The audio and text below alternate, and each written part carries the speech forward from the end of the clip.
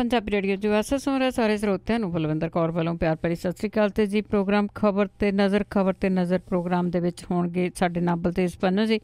ਅੱਜ ਜੁਲਾਈ 27 ਖਬਰਾਂ ਤੇ ਨਜ਼ਰ ਮਾਰਾਂਗੇ। ਖਬਰਾਂ ਕਰਨ ਤੋਂ ਪਹਿਲਾਂ ਧੰਨਵਾਦ ਕਰਨਾ ਚਾਹੁੰਦੇ ਸਾਡੇ ਸਪੋਂਸਰਸ ਜਿਨ੍ਹਾਂ ਨੇ ਇਸ ਪ੍ਰੋਗਰਾਮ ਨੂੰ ਸਪੋਂਸਰ ਕੀਤਾ, ਆਪ ਸਭ ਤੱਕ ਪਹੁੰਚਾਇਆ ਜੀ। ਖਾਲਸਾ ਇੰਸ਼ੋਰੈਂਸ ਏਜੰਸੀ ਵਾਲੇ ਜਿਨ੍ਹਾਂ ਦਾ phone number 4082722500, south west pharmacy ਵਾਲੇ ਜੋ ਬੇਕਰਸਫੀਲਡ ਤੋਂ ਦੋ ਥਾਵਾਂ ਤੋਂ ਸੇਵਾ ਕਰਦੇ ਨੇ ਜੀ। 6618375700। ਗੁਰਦੀਪ ਸਿੰਘ ਬਿਰਦੀ ਕਲੋਬਸ, ਇਸ਼ਾਨਜੀਤ ਸਿੰਘ ਕਲੋਟੀ ਜੁੱਬਾ ਸਿਟੀ, ਸਤਨਾਮ ਸਿੰਘ ਜੀ ਸਲਮਾ, ਪ੍ਰੀਤਮ ਸਿੰਘ ਤੇ ਤਲਵਿੰਦਰ ਸਿੰਘ ਗਿੱਲ ਬੇਕਰਸਫੀਲਡ, ਜੱਸੀ ਗਿੱਲ ਪਲੰਬਿੰਗ ਵਾਲੇ ਤੇ ਲਾਲੀ Sidhu ji Bakersfield, Kashmir Singh Sacramento, Gurveer Singh ji Brar ਫਰੈਜ਼ਨੋ, Harvans Singh ji opal ਜੁੱਬਾ city. ਬਹੁਤ ਬਹੁਤ ਇਹਨਾਂ ਦੇ ਧੰਨਵਾਦੀ, ਇਹਨਾਂ ਨੇ ਇਸ ਪ੍ਰੋਗਰਾਮ ਨੂੰ ਸਪੋਂਸਰ ਕੀਤਾ, ਆਪ ਸਭ ਤੱਕ ਪਹੁੰਚਾਇਆ ਜੀ। ਸਾਡੇ ਨਾਲ ਜੁੜ ਚੁੱਕੇ ਨੇ ਬਲਤੇਜ ਪੰਨੂ ਜੀ। ਸਤਿ ਸ਼੍ਰੀ ਅਕਾਲ, ਸਵਾਗਤ ਹੈ ਜੀ। ਜੀ ਧੰਨਵਾਦ ਜੀ, ਬਹੁਤ ਮਿਹਰਬਾਨੀ। ਅਤੇ ਬਲਤੇਜ ਪੰਨੂ ਜੀ, ਸਭ ਤੋਂ ਪਹਿਲਾਂ ਆਪਾਂ ਨਤੀਸ਼ ਕੁਮਾਰ ਦੀ ਗੱਲ ਕਰਦੇ ਹਾਂ ਕਿ ਕਿੰਨੇ ਕੁ ਇੱਧਰ ਉੱਧਰ ਟਪਾ ਕੇ ਉਹਨਾਂ ਦੇ ਦੁਆਰਾ ਸਹੁੰ ਚੱਕੀ ਆ ਅਤੇ ਮੁੜ ਕੇ ਫਿਰ ਉਹਨਾਂ ਨੇ ਉੱਥੇ ਸਹੁੰ ਚੱਕ ਲਈ ਆ, ਪਾਰਟੀ ਹੋਰ ਬਣੀ ਆ, ਤਾਂ ਪਰ ਫਿਰ ਵੀ ਉਸ ਦੇ ਵਿੱਚ ਫੁੱਟ ਦੇ ਅਸਾਰ। ਜੀ ਇਹਨੂੰ ਲੈ ਕੇ ਮੁਲਕ ਦੇ ਵਿੱਚ ਕਈ ਕਿਸਮ ਦੀ ਬਹਿਸ ਜਿਹੜੀ ਆ ਜੀ ਉਹ ਛਿੜੀ ਹੋਈ ਆ। ਸਪਾਇਰ ਦੇ ਤੌਰ ਦੇ ਉੱਤੇ ਲੋਕ ਜਿਹੜੇ ਆ ਕਹਿੰਦੇ ਆ ਕਿ ਅਰਵਿੰਦ ਕੇਜਰੀਵਾਲ ਦੀ ਗੱਲ ਠੀਕ ਆ, ਵੋਟ ਜਿਹਨੂੰ ਮਰਜ਼ੀ ਪਾਓ ਜਾਊਗੀ ਬੀਜੇਪੀ ਨੂੰ, ਏਦਾਂ ਨਹੀਂ ਤੇ ਦੂਜੇ ਤਰੀਕੇ ਦੇ ਨਾਲ ਜਿਹੜੀ ਆ ਜੀ ਉਹ ਚਲੇ ਜੂਗੀ। ਭਾਵ ਕਿ ਜੇ ਤੁਸੀਂ ਕਿਸੇ ਸੂਬੇ ਦੇ ਵਿੱਚ ਸਰਕਾਰ ਚੁਣਦੇ ਹੋ ਤੇ ਇਹ ਆ ਜੀ ਕਿ ਅਗਲੇ ਕੁਝ ਸਮੇਂ ਤੋਂ ਬਾਅਦ ਫਿਰ ਉਹ ਬੀਜੇਪੀ ਦੀ ਸਰਕਾਰ ਹੀ ਬਣ ਜੂਗੀ, ਚਾਹੇ ਕਿਸੇ ਹੋਰ ਪਾਰਟੀ ਦੀ ਕਿਉਂ ਨਾ ਜਿਹੜੀ ਹੋਵੇ। ਇਹ ਜਿਹੜਾ ਗੱਠਜੋੜ ਬੇਸ਼ੱਕ ਨਿਤਿਸ਼ ਕੁਮਾਰ ਹੋਰੀ ਇਹੋ ਜਿਹੇ ਜੋੜ ਤੋੜ ਦੇ ਵਾਸਤੇ ਜਾਂ ਉਹ ਇਹ ਦਾਅਵਾ ਕਰਦੇ ਆ ਜੀ ਕਿ ਉਹਨਾਂ ਦੀ ਛਵੀ ਜਿਹੜੀ ਉਹ ਰਹਿਣੀ ਚਾਹੀਦੀ ਆ, ਪਰ ਆਹ ਜਿਹੜਾ ਘਟਨਾਕ੍ਰਮ ਹੋਇਆ ਇਹਦੇ ਵਿੱਚ ਕਿਤੇ ਨਾ ਕਿਤੇ ਛਿੱਟੇ ਜਿਹੜੇ ਆ ਜੀ ਉਹ ਨਿਤਿਸ਼ ਕੁਮਾਰ ਹੋਰਾਂ ਦੇ ਉੱਤੇ ਆਏ ਆ ਕਿ ਉਹਨਾਂ ਨੇ ਜਿਹੜਾ ਲੋਕਾਂ ਤੋਂ ਫਤਵਾ ਲਿਆ ਸੀਗਾ ਜੀ ਉਹ ਗੈਰ ਬੀਜੇਪੀ ਸਰਕਾਰ ਦਾ ਫਤਵਾ ਲਿਆ ਸੀਗਾ। ਹੁਣ ਉਹਨਾਂ ਨੇ ਬੀਜੇਪੀ ਦੇ ਨਾਲ ਹੱਥ ਮਿਲਾ ਕੇ ਲੋਕਾਂ ਦੇ ਨਾਲ ਜਿਹੜਾ ਜੀ ਉਹ ਧਰੋਹ ਇੱਕ ਕਿਸਮ ਦੇ ਨਾਲ ਕਮਾਇਆ। ਜਿਹੜੇ ਭਾਰਤੀ ਜਨਤਾ ਪਾਰਟੀ ਦੇ ਪ੍ਰਧਾਨ ਸਨ, ਯਾਦ ਹੋਣਾ ਤੁਹਾਨੂੰ, ਜਦੋਂ ਬਿਹਾਰ ਦੇ ਵਿੱਚ ਚੋਣਾਂ ਸੀ ਉਹਨਾਂ ਦਾ ਬਿਆਨ ਇੱਕ ਬਹੁਤ ਚਰਚਾ ਦਾ ਵਿਸ਼ਾ ਬਣਿਆ ਸੀ ਕਿ ਬਿਹਾਰ ਵਾਲਿਓ ਜੇ ਨਿਤਿਸ਼ ਕੁਮਾਰ ਨੂੰ ਦੁਬਾਰਾ ਜਿਤਾ ਦਿੱਤਾ ਤਾਂ ਪਟਾਕੇ ਜਿਹੜੇ ਆ ਉਹ ਪਾਕਿਸਤਾਨ 'ਚ ਚੱਲਣਗੇ। ਉਹਨਾਂ ਨੇ ਇਹ ਬਿਆਨ ਜਿਹੜਾ ਉਦੋਂ ਦਿੱਤਾ ਸੀਗਾ, ਭਾਵ ਕਿ ਪਾਕਿਸਤਾਨ ਦੀ ਜਿਹੜਾ ਜੀ ਉਹ ਮਦਦ ਦੇ ਨਾਲ ਨਿਤਿਸ਼ ਕੁਮਾਰ ਹੋਰੀ ਚੋਣ ਲੜ ਰਹੇ ਆ ਵੀ ਉੱਥੇ ਜਿਹੜੀ ਆ ਜੀ ਖੁਸ਼ੀ ਮਨਾਈ ਜਾਊਗੀ। ਹੁਣ ਇਹ ਨਹੀਂ ਪਤਾ ਜੀ ਕਿ ਨਿਤਿਸ਼ ਕੁਮਾਰ ਹੋਰਾਂ ਦੇ ਨਾਲ ਹੱਥ ਮਿਲਾਉਣ ਦੇ ਨਾਲ ਪਟਾਕੇ ਜਿਹੜੇ ਆ ਉਹ ਕਿੱਥੇ ਚੱਲੇ ਆ। ਸੋ ਇਹਨੂੰ ਲੈ ਕੇ ਜਿਹੜੀ JDU ਹੈ, ਜਿਹੜੀ ਨਿਤਿਸ਼ ਕੁਮਾਰ ਦੀ ਪਾਰਟੀ ਆ, ਉਹਦੇ ਵਿੱਚ ਪਾਰਟੀ ਦੇ ਅੰਦਰ ਵੀ ਜਿਹੜਾ ਉਹ ਭੜਥੂ ਪਿਆ ਹੋਇਆ ਔਰ ਭਾਜਪਾ ਦੇ ਨਾਲ ਹੱਥ ਮਿਲਾਉਣ ਦਾ ਇੱਕ ਤਿੱਖਾ ਪ੍ਰਤੀਕਰਮ, ਤਿੱਖਾ ਵਿਰੋਧ ਜਿਹੜਾ ਪਾਰਟੀ ਦੇ ਅੰਦਰ ਹੋ ਗਿਆ।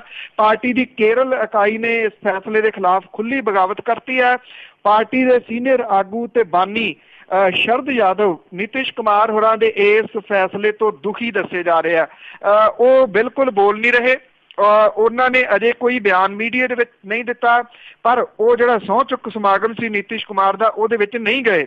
ਇਸ ਮੁੱਦੇ ਦੇ ਉੱਤੇ ਉਹਨਾਂ ਨੇ ਜਿਹੜੇ ਕਾਂਗਰਸ ਦੇ ਮੀਤ ਪ੍ਰਧਾਨ ਰਾਹੁਲ ਗਾਂਧੀ ਹੋਰਾਂ ਦੇ ਨਾਲ ਵੀ ਮੁਲਾਕਾਤ ਜਿਹੜੀ ਕੀਤੀ ਆ। ਕੇਰਲ ਇਕਾਈ ਦੇ ਪ੍ਰਧਾਨ ਤੇ ਰਾਜ ਸਭਾ ਮੈਂਬਰ ਵਰਿੰਦਰ ਕੁਮਾਰ ਦੇ ਵੱਲੋਂ ਸਦਨ ਤੋਂ ਅਸਤੀਫੇ ਦੀ ਪੇਸ਼ਕਸ਼ ਕੀਤੇ ਜਾਣ ਦੀ ਖਬਰ ਵੀ ਜਿਹੜੀ ਆ ਜੀ ਉਹ ਸਿਆਸੀ ਸਫਾ 'ਚ ਚੱਲੀ ਜਾਂਦੀ ਆ। ਵਰਿੰਦਰ ਤੋਂ ਇੱਕ ਹੋਰ MP ਅਲੀ ਅਨਵਰ ਨੇ ਇਸ ਘਟਨਾ ਦੇ ਖਿਲਾਫ ਸ਼ਰਦ ਯਾਦਵ ਹੋਰਾਂ ਦੇ ਨਾਲ ਮੁਲਾਕਾਤ ਤੋਂ ਬਾਅਦ ਇਹ ਕਿਹਾ ਕਿ ਇਹ ਜ਼ਾਲਿਮਾਨਾ ਫੈਸਲਾ ਲੈਣ ਤੋਂ ਪਹਿਲਾਂ ਪਾਰਟੀ ਦੇ ਕਿਸੇ ਅਹੁਦੇਦਾਰ ਦੇ ਨਾਲ ਕੋਈ ਸਲਾਹ ਨਹੀਂ ਕੀਤੀ ਗਈ। ਸ਼ਰਦ ਯਾਦਵ ਹੋਰੀ ਨਿਰਾਸ਼ ਨੇ। ਉਹਨਾਂ ਨੇ ਇਹ ਕਿਹਾ ਕਿ ਇੱਕ ਦੋ ਦਿਨਾਂ 'ਚ ਸੀਨੀਅਰ ਆਗੂਆਂ ਦੇ ਨਾਲ ਮੀਟਿੰਗ ਕਰਕੇ ਉਹ ਕੋਈ ਅਗਲਾ ਫੈਸਲਾ ਜਿਹੜਾ ਉਹ ਲੈਣਗੇ। ਸ਼ਰਦ ਯਾਦਵ ਹੋਰਾਂ ਦੀ ਦਿੱਲੀ ਦੇ ਵਿੱਚ ਰਿਹਾਇਸ਼ ਦੇ ਉੱਤੇ ਹੋਈ ਇਸ ਮੀਟਿੰਗ ਦੇ ਵਿੱਚ ਜਨਰਲ ਸਕੱਤਰ ਅਰੁਣ ਸ਼੍ਰੀਵਾਸਤਵ ਤੇ ਤਰਜਮਾਨ ਜਿਹੜੇ ਜਾਵੇਦ ਰਜ਼ਾ ਨੇ ਵੀ ਹਿੱਸਾ ਲਿਆ ਕਿਹਾ ਜਾ ਰਿਹਾ। ਅੱਜ ਨਿਤਿਸ਼ ਕੁਮਾਰ ਹੋਰੀ ਜਿਹੜਾ ਜੀ ਆਪਣੇ ਬਹੁਮਤ ਸਿੱਧ ਕਰਨਗੇ ਔਰ ਇਹ ਵੀ ਕਿਹਾ ਜਾ ਰਿਹਾ ਜੀ ਕਿ ਪਾਰਟੀ ਦੇ ਅੰਦਰ ਜਿਹੜੀ ਫੁੱਟ ਹੈ ਜੀ ਉਹ ਵੱਡੀ ਮੁਸ਼ਕਲ ਕ੍ਰੀਏਟ ਕਰ ਸਕਦੀ ਆ JDU ਦੇ ਵਾਸਤੇ।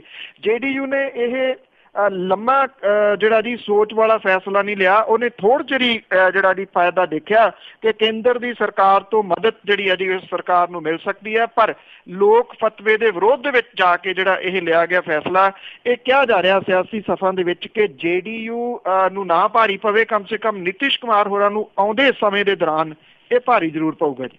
ਜੀ ਬਿਲਕੁਲ, ਬੜੀਆਂ ਜੂ ਟਰਨਾਂ ਮਾਰ ਕੇ ਕੰਮ ਕੀਤਾ ਗਿਆ ਆ ਤੇ ਅੱਗੇ ਆਪਾਂ ਗੱਲ ਕਰਦੇ ਹਾਂ ਕਿ ਤੇਜ਼ ਰਫ਼ਤਾਰੀ ਦੀ। ਬਹੁਤ ਵਾਰੀ ਕਈ ਸਾਲਾਂ ਤੋਂ ਆਪਾਂ ਗੱਲ ਕਰਦੇ ਹਾਂ ਕਿ ਕਿੰਨੇ ਹਾਦਸੇ ਹੁੰਦੇ ਆ, ਤੇ ਤੇਜ਼ ਰਫ਼ਤਾਰ ਆ ਜਿਹੜੀ ਇਹ ਹਾਦਸਿਆਂ ਦੇ ਵਿੱਚ ਜਾਨਾਂ ਲੈ ਰਹੀ ਹੈ ਲੋਕਾਂ ਦੀਆਂ। ਦੇਖੋ ਜੀ, ਵੈਸੇ ਤਾਂ ਪੰਜਾਬ ਦੀਆਂ ਸੜਕਾਂ ਦੇ ਬਾਰੇ ਦੇ ਵਿੱਚ ਕਿਹਾ ਜਾਂਦਾ ਜੀ ਕਿ ਬੰਦੇ ਖਾਣੀਆਂ ਸੜਕਾਂ ਨੇ। ਜਿਹੜੇ ਇੱਥੇ ਲੋਕ ਨਿਕਲਦੇ ਨੇ ਉਹ ਪਤਾ ਨਹੀਂ ਕਿਉਂ ਉਹ ਮੌਤ ਨੂੰ ਗਲ ਲਾਉਣ ਦੇ ਵਾਸਤੇ ਹੀ ਨਿਕਲਦੇ ਨੇ। ਇਸ ਲਈ ਇੱਥੇ ਕਿਹਾ ਜਾਂਦਾ ਜੀ ਵੀ ਸਵੇਰੇ ਨਿਕਲੇ ਜੇ ਤੁਸੀਂ ਸ਼ਾਮ ਨੂੰ ਸੁੱਖੀ ਸਾਂਦੀ ਘਰ ਪਰਤ ਆਏ ਤੇ ਬੜੀ ਵੱਡੀ ਅਚੀਵਮੈਂਟ ਹੈ ਕਿ ਤੁਸੀਂ ਤੰਦਰੁਸਤ ਹੋ, ਤੁਸੀਂ ਠੀਕ ਠਾਕ ਹੋ। ਤੋ ਇਹੋ ਜਿਹਾ ਕੁਛ ਹੀ ਜਿਹੜਾ ਜੀ ਪਿਛਲੇ 24 ਘੰਟਿਆਂ ਦੇ ਦੌਰਾਨ ਜਿਹੜਾ ਜੀ ਪੰਜਾਬ ਦੇ ਵਿੱਚ ਵਾਪਰਿਆ। ਇੱਕ ਜਿਹੜੇ ਚੱਲੇ ਜੀ ਕਪੂਰਥਲੇ ਤੋਂ ਫਤਿਹਗੜ੍ਹ ਸਾਹਿਬ ਮੱਥਾ ਟੇਕਣ ਆਉਂਦੇ ਪਰਿਵਾਰ ਦੀ ਜਿਹੜੀ ਗੱਡੀ ਸੀਗੀ ਜੀ, ਉਹ ਤੇਜ਼ ਰਫ਼ਤਾਰੀ ਦੇ ਨਾਲ ਸੜਕ ਦੇ ਉੱਤੇ ਖੜੇ ਲੋਕ ਜਿਹੜੇ ਕਿ ਇੱਕ ਜਿਹੜੀ ਕੰਪਨੀ ਪ੍ਰਾਈਵੇਟ ਦੇ ਵਿੱਚ ਕੰਮ ਕਰਦੇ ਨੇ, ਉਹਨਾਂ ਦੀ ਬੱਸ ਉਹਨਾਂ ਨੂੰ ਚੁੱਕਦੀ ਆ, ਉਹਦੀ ਉਡੀਕ ਕਰ ਰਹੇ ਸੀ, ਉਹਨਾਂ ਦੇ ਉੱਤੇ ਜਾ ਚੜੀ ਤੇ ਐਕਚੁਅਲੀ ਉੱਥੇ ਥੋੜਾ ਪਾਣੀ ਇਕੱਠਾ ਹੋਇਆ ਸੀਗਾ। ਉਸੇ ਜਿਹੜੀ ਸਪੀਡ ਦੇ ਵਿੱਚ ਗੱਡੀ ਆ ਰਹੀ ਸੀ 120-30 ਦੀ ਸਪੀਡ ਤੇ, ਉਸੇ ਸਪੀਡ ਦੇ ਵਿੱਚ ਹੀ ਉਹਨੇ ਪਾਣੀ ਦੇ ਵਿੱਚੋਂ ਦੀ ਗੱਡੀ ਜਿਹੜੀ ਉਹ ਕੱਢਤੀ। ਪਾਣੀ ਸ਼ੀਸ਼ੇ ਦੇ ਉੱਤੇ ਆਣ ਪਿਆ, ਉਹਨੂੰ ਕੁਝ ਦਿਸਿਆ ਨਹੀਂ, ਗੱਡੀ ਬੇਕਾਬੂ ਹੋ ਕੇ ਫੈਂਸ ਤੋੜਦੀ ਜਿਹੜੀ ਸੀ ਉਹ ਇਹਨਾਂ ਲੋਕਾਂ ਦੇ ਉੱਤੇ ਜਾ ਚੜੀ, ਜਿਹਦੇ ਵਿੱਚ ਬਲਜੀਤ ਕੌਰ 38 ਸਾਲਾਂ ਦੀ, ਸਨੀ 26 ਸਾਲਾਂ ਦਾ ਤੇ ਬਲਵਿੰਦਰ ਸਿੰਘ ਜਿਹੜਾ ਜੀ, ਇਹ ਤਿੰਨੇ ਦੇ ਤਿੰਨੇ ਹਾਦਸੇ ਵਾਲੀ ਜਗ੍ਹਾ ਦੇ ਉੱਤੇ ਹੀ ਇਹਨਾਂ ਦੀ ਡੈਥ ਹੋ ਗਈ। ਗੱਡੀ ਦੇ ਵਿੱਚ ਬੈਠੇ ਲੋਕ ਜਿਹੜੇ ਸੀਗੇ ਜੀ ਉਹ ਸਾਰਾ ਕੁਝ ਉੱਥੇ ਛੱਡ ਕੇ ਉੱਥੋਂ ਨਿਕਲ ਗਏ। ਦੋ ਨੂੰ ਬਾਅਦ ਦੇ ਵਿੱਚ ਨੇੜੇ ਦੇ ਹਸਪਤਾਲ ਤੋਂ ਅਰੈਸਟ ਕੀਤਾ ਗਿਆ, ਜਿਨ੍ਹਾਂ ਨੂੰ ਥੋੜ੍ਹੀਆਂ ਬਹੁਤੀਆਂ ਸੱਟਾਂ ਲੱਗੀਆਂ, ਜਦੋਂ ਕਿ ਡਰਾਈਵਰ ਜਿਹੜਾ ਜੀ ਉਹ ਅਜੇ ਵੀ ਫਰਾਰ ਹੈ।